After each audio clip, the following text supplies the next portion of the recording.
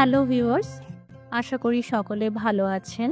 আজকে বানাবো নিরামিষ পটলের এমন একটি রেসিপি যা একদমই ভিন্ন। প্রতিদিনের রান্নায় বা ছুটির দিনে পটলের নতুন ধরনের কোনো পদ রান্না করতে চাইলে অবশ্যই আজকের এই রেসিপিটি বানাবেন। আমি এই পদটির নাম দিয়েছি নিরামিষ পটল ক্ষীরা। আপনারা পছন্দ মতো আরও অনেক নাম রাখতে পারেন। নমস্কার, আমি মৌ। আপনারা দেখছেন মৌয়ের সাথে রান্নাবান্না। ভালো লাগলে লাইক দিয়ে শেয়ার করে দেবেন, আর নতুন নতুন রেসিপি পেতে সাবস্ক্রাইব করে রাখুন। এখানে 500 গ্রামের থেকে একটু বেশি পরিমাণে পটল আছে। আমি গুনে দেখলাম মোট 20টা পটল আছে। প্রথমে তো পটলগুলোকে ভালো করে ধুয়ে নিয়েছিলাম, কারণ বাজার থেকে আনার পর প্রচুর মাটি ময়লা লেগেছিল। পটল ধুয়ে নেওয়ার পর এবার খোসা ছাড়িয়ে নেব। এখানে যেমনটা আপনারা দেখছেন, সামান্য করে খোসা রেখে বাদবাকিটা ছাড়িয়ে নিচ্ছি। এই রান্নাতে ঠিক এই রকমভাবেই খোসা ছাড়াতে হবে, আর সামান্য করে খোসা রেখে দিতে হবে। প্রত্যেকটা পটলের এইভাবে খোসা ছাড়িয়ে নেব। খোসাগুলো ছাড়ানোর পর এবার দুই দিকটা কেটে বাদ দিয়ে দিলাম। এবার একদম লম্বা লম্বি করে আধখানা করে নেব।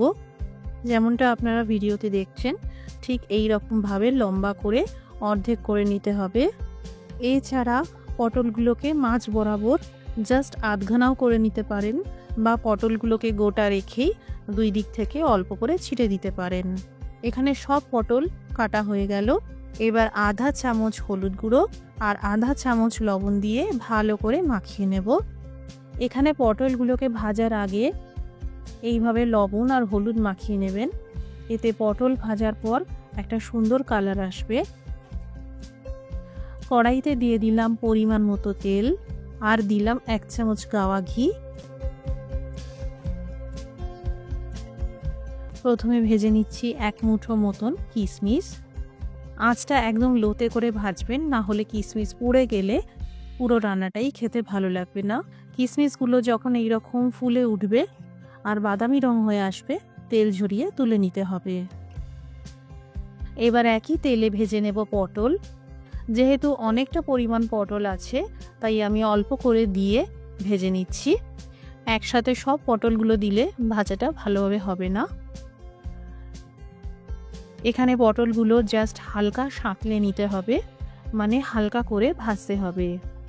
খেয়াল রাখবেন পটলগুলো যেন অত্যধিক ভাজা না হয়। এইভাবে বারে বারে সব পটলগুলোকে ভেজে নিতে থাকবো।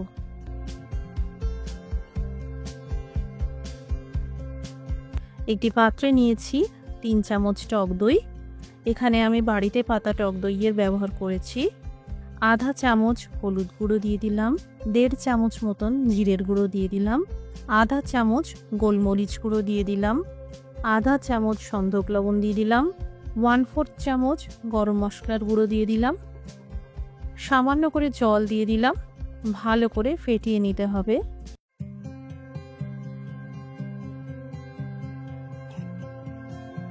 রান্নার জন্য মশলার মিশ্রণ একদম তৈরি।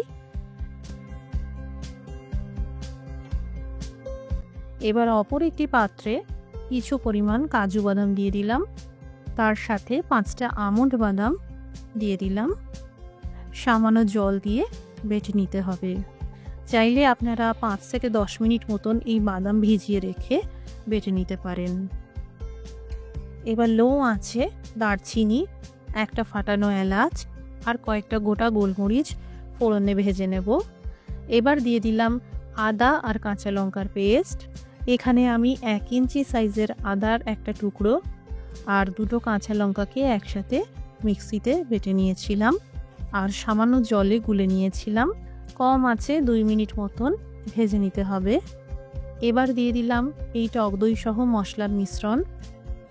যখন এই টক দইয়ের মিশ্রণটা তেলের মধ্যে দেবেন, আঁচটা অবশ্যই কমিয়ে রাখবেন, যাতে টক দই ফেটে না যায়।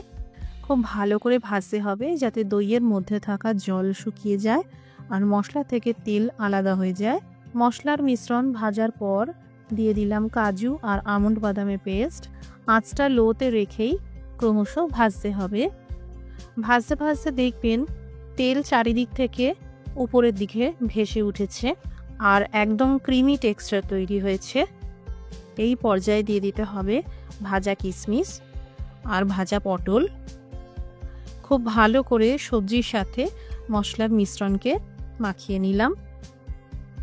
এবার দিয়ে দিলাম আধা গ্লাসের থেকে একটু বেশি পরিমাণে গরম জল। আমি রান্নায় সবসময় গরম জলেরই ব্যবহার করে থাকি, এতে রান্নার স্বাদটা ভালো হয়। এবার ফাইনালি ভালো করে মেশানোর পর দিয়ে দিলাম স্বাদ মতো লবণ। কম আঁচ করে ঢেকে পটল সিদ্ধ করে নেব। যতক্ষণে পটল সিদ্ধ হচ্ছে এই দিকের রান্নার লাস্ট স্টেপে চলে যাব। একটি পাত্রে 2 চামচ গুঁড়ো দুধ নিয়েছি আর 1 চামচ আটা নিয়েছি। এখানে লিকুইড দুধের পরিবর্তে এইভাবে গুঁড়ো দুধ দিলে টেস্ট আরও বাড়বে। সামান্য জল দিয়ে ভালো করে ফেটিয়ে নিতে হবে। নিরামিষ রান্নার শেষে আলাদা করে চিনি দেওয়ার কোনো প্রয়োজন হবে না, যেহেতু এখানে গুঁড়ো দুধের ব্যবহার করা হয়েছে। এদিকে পটলগুলো সিদ্ধ হয়ে গেছে। এবার এই গুঁড়ো দুধের মিশ্রণটা দিয়ে দিলাম, ভালো করে মিশিয়ে নিতে হবে। এবার আঁচটা বন্ধ করে দিলাম। 2 মিনিটের জন্য স্ট্যান্ডিং টাইমে রেখে দিতে হবে। তৈরি হয়ে গেল সম্পূর্ণ নিরামিষ পটল ক্ষীরা।